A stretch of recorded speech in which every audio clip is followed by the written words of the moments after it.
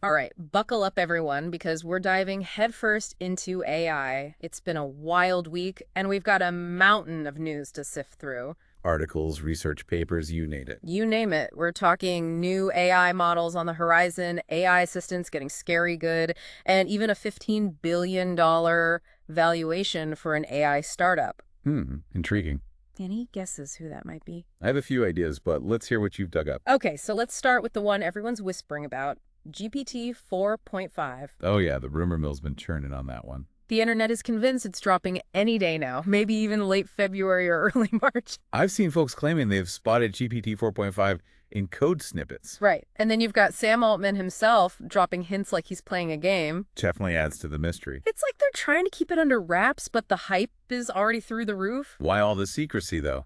Makes you wonder what they're cooking up. Right. It's not like companies usually shy away from bragging about their new AI. Maybe they're trying to manage expectations.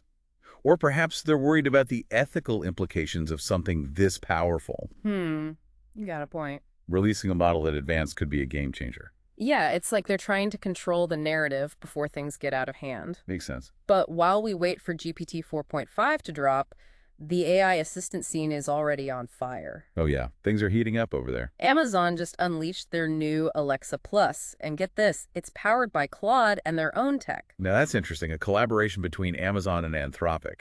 Talk about a power move, combining forces to dominate the AI assistant game.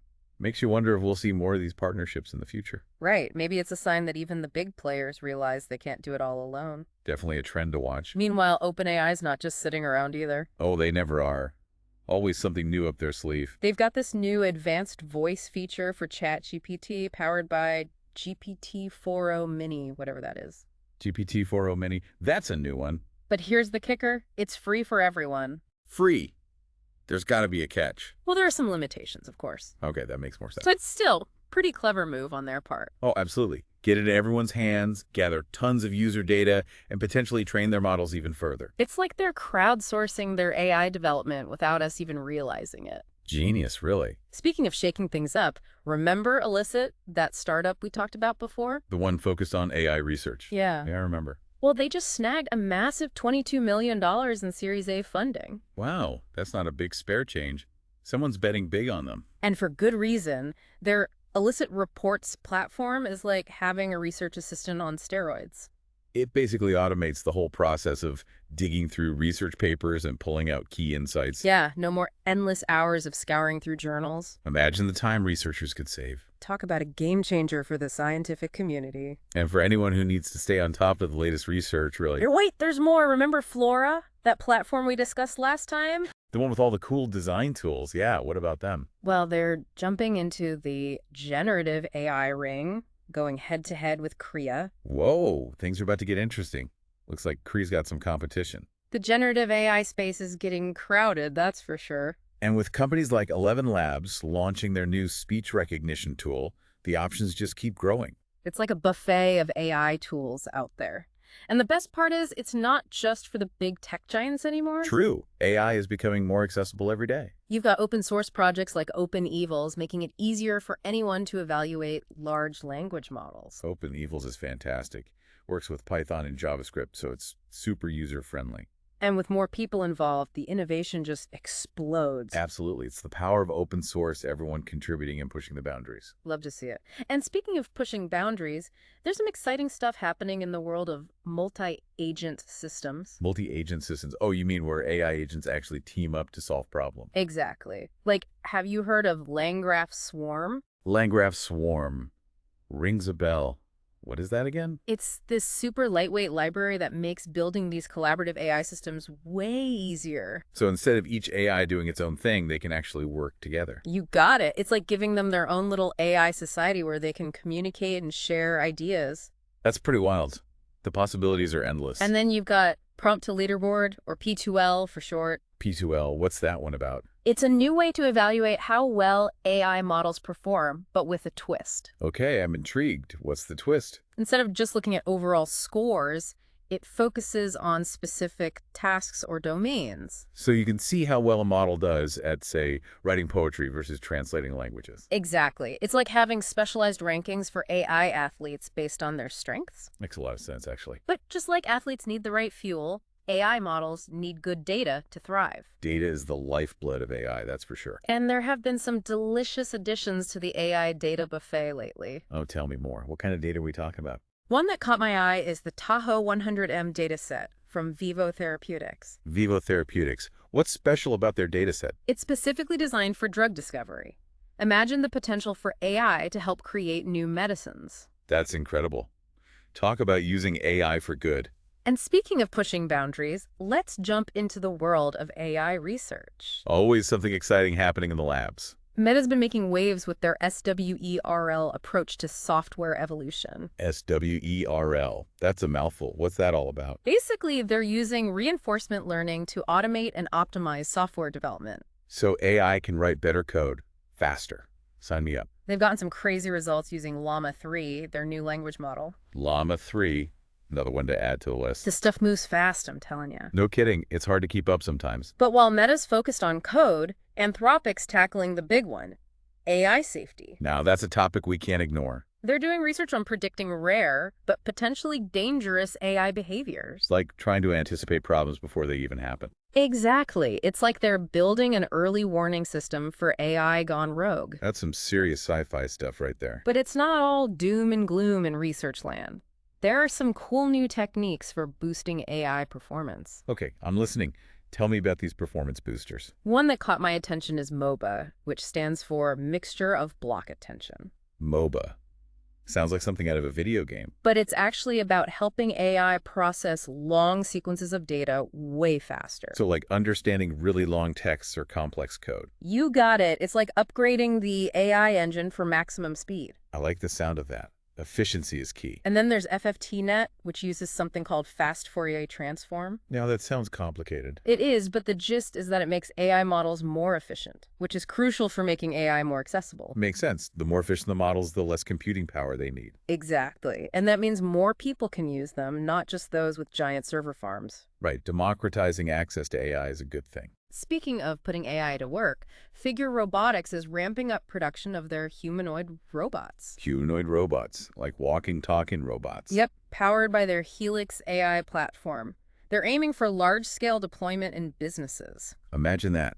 Robots working alongside humans in factories and offices. The future's getting closer every day. It sure feels that way. And while those robots are getting ready to roll out, Google just made a big move. What did Google do now? They made Gemini Code Assist globally available to everyone for free. Gemini Code Assist, the one that helps you write code. Yep.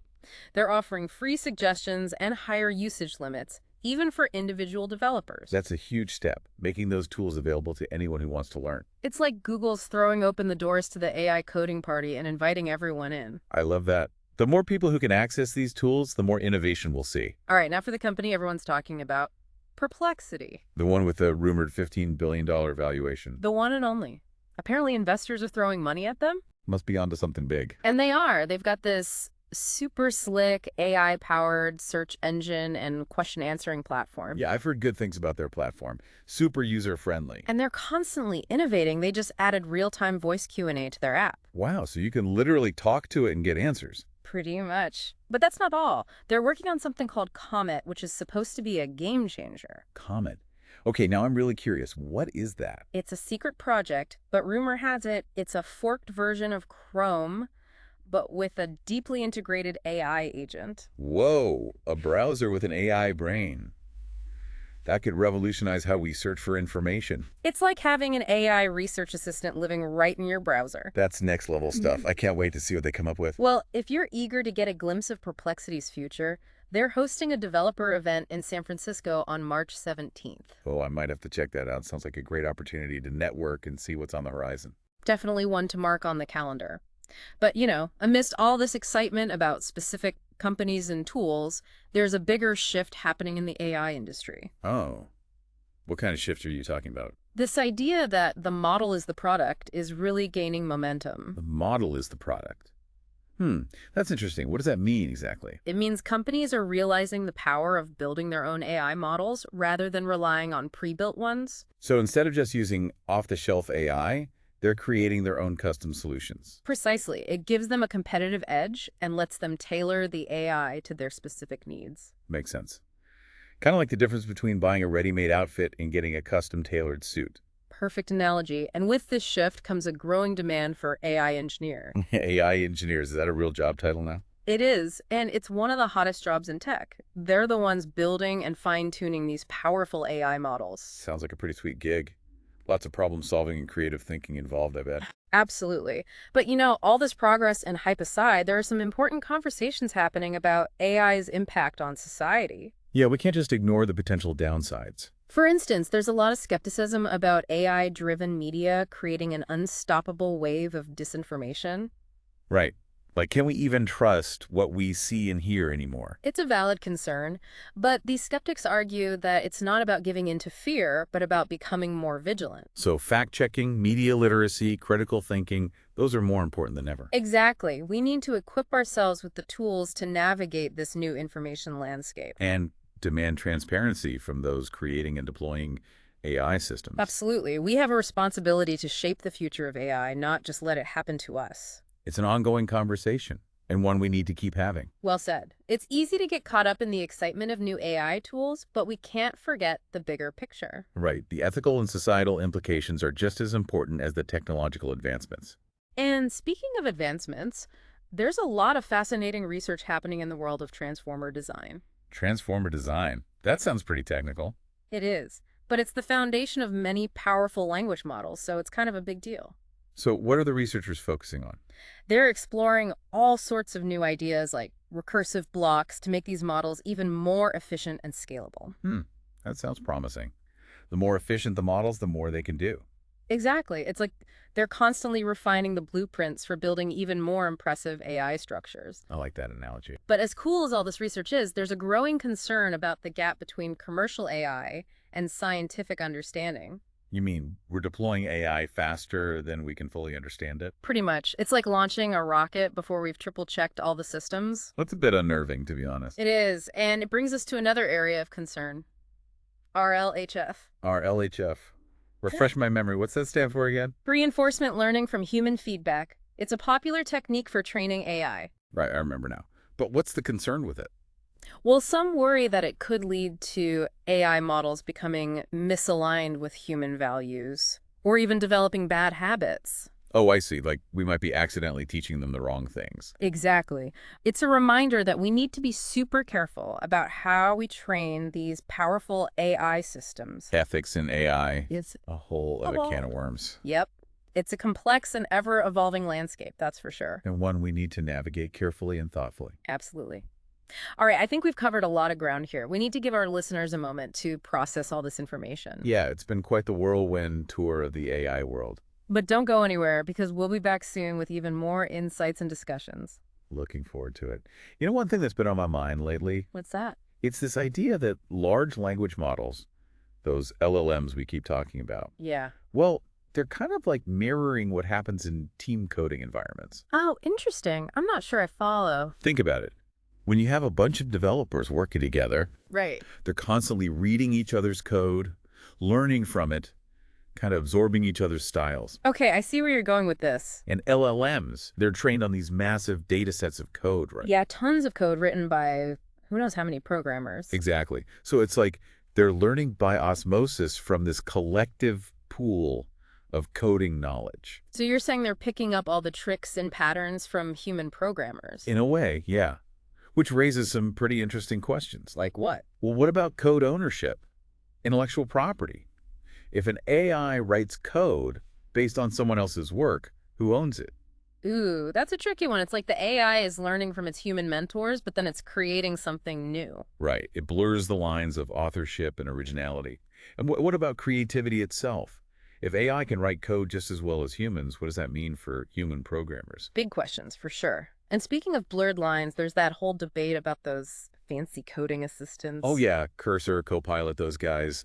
On one hand, they can help developers write code way faster, which is awesome. Definitely. Efficiency is always a plus.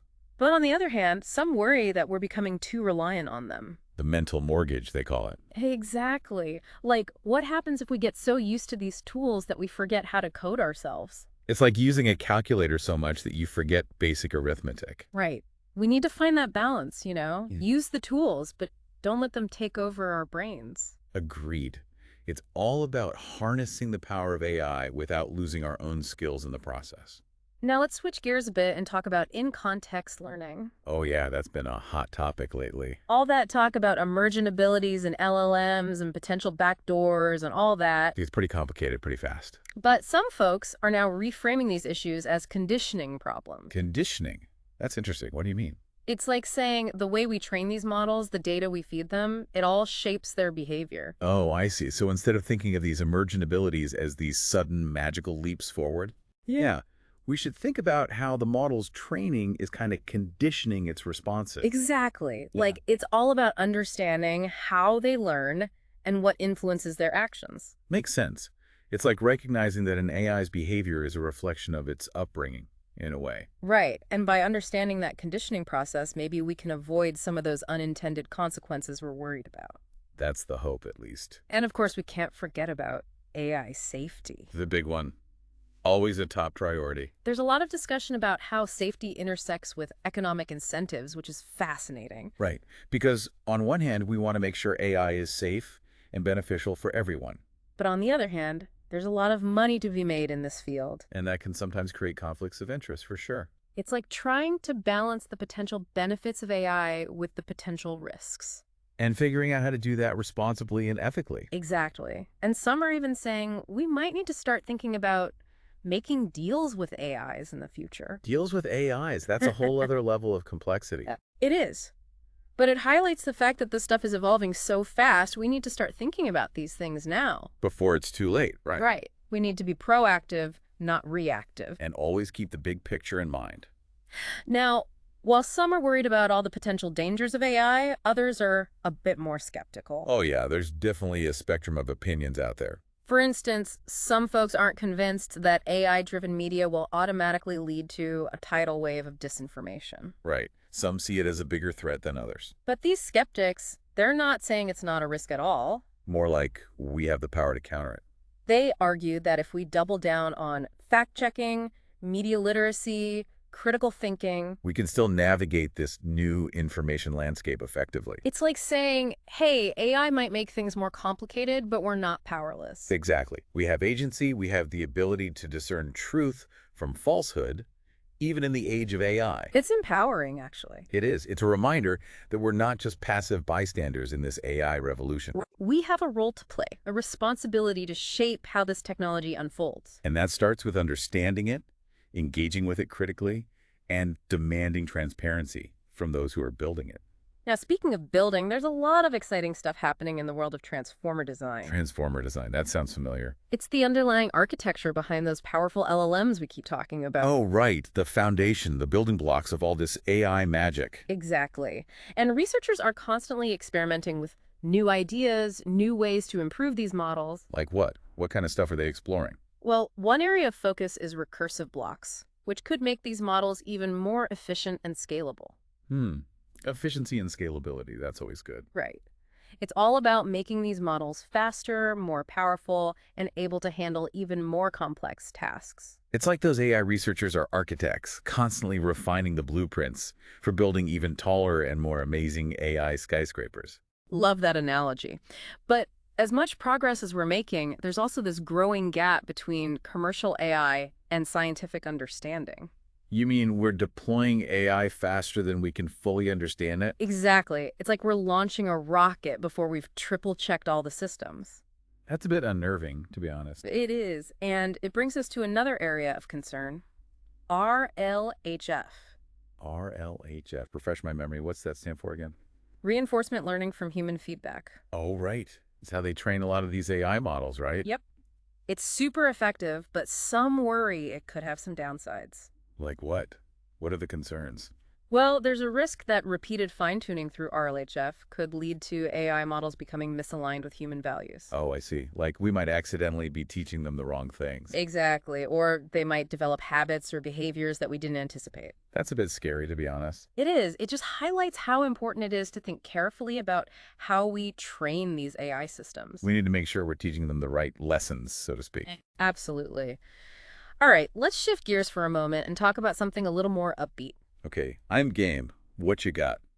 Well, amidst all the serious discussions about AI risks and ethics, there's also a lot of excitement and enthusiasm out there. Oh, for sure. People are really fascinated by all the cool things AI can do. And there's this whole online community of AI enthusiasts who are constantly sharing their experiences and discoveries. Yeah, I've seen some pretty wild stuff on Twitter and Reddit. For example, there have been tons of anecdotal stories circulating about Claude 3.7, Anthropic's latest AI assistant. Oh yeah, Claude 3.7. I've heard people raving about it. People are saying it's helped them with all sorts of things. From writing poems to planning trips, I bet. You name it. Some are even saying it's like having an AI therapist or a wise, helpful friend. Wow, that's pretty amazing.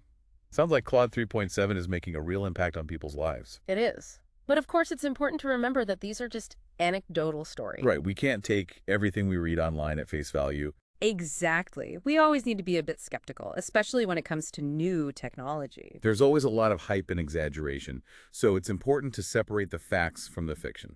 Now, while those folks are busy chatting with their AI buddies, a lot of developers are comparing different AI-enhanced IDEs. IDEs, those are the coding platforms, right? You got it. And there are a bunch of new ones that have built-in AI features. Like AI that helps you write better code. Exactly. Cursor, Windsurf, Codium, they're all vying for attention.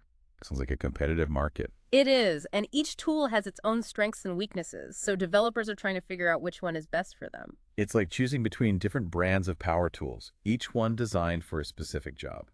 Perfect analogy. Meanwhile, OpenAI has been quietly adding new features to its Assistance API for smaller models. Oh, really? What kind of features? Well, one that caught my eye is a new file search capability. File search. Hmm. That's interesting. What's that for?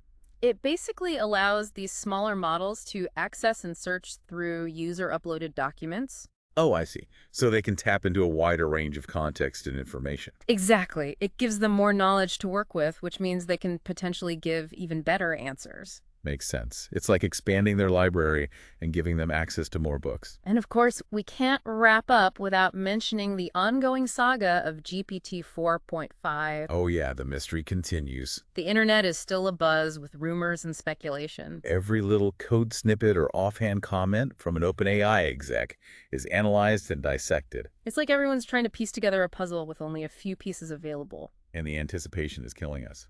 When will they finally reveal what they've been working on? Who knows? But one thing's for sure, it's going to be big. Yeah, GPT 4.5 is going to be a game changer, no doubt.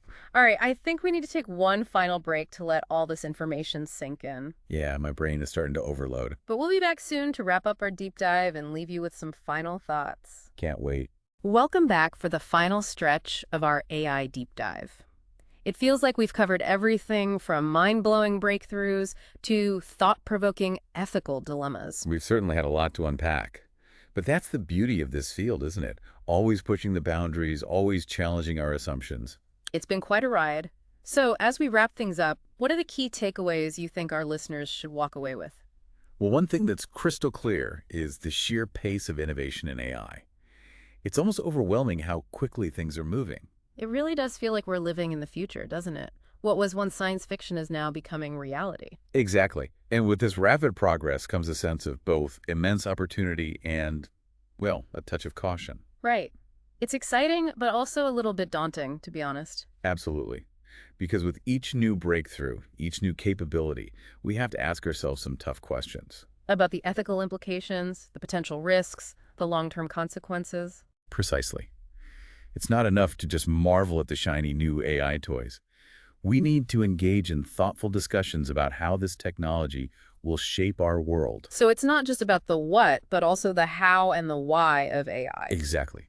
We need to be active participants in shaping the future of AI, not just passive observers. We need to ask ourselves, what kind of future do we want to create with this technology? And how do we ensure that AI is used for good, that it benefits all of humanity? It's a big responsibility, for sure.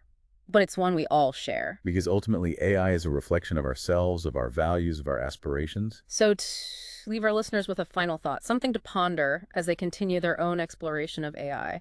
What's the one question you think is most crucial right now? As AI becomes more sophisticated, more integrated into our lives, I think the fundamental question we need to grapple with is this. Are we simply building tools, or are we creating something more profound? Ooh, that's a deep one. Something that challenges our very understanding of intelligence, of consciousness, of what it means to be human. Exactly. Because the more we learn about AI, the more we learn about ourselves. It's a journey of discovery, both outward and inward. And it's only just begun. Well said. Thanks for joining us on this incredible exploration of the AI landscape. It's been a pleasure. And to all our listeners, keep learning, keep questioning, and keep pushing the boundaries of what's possible with AI.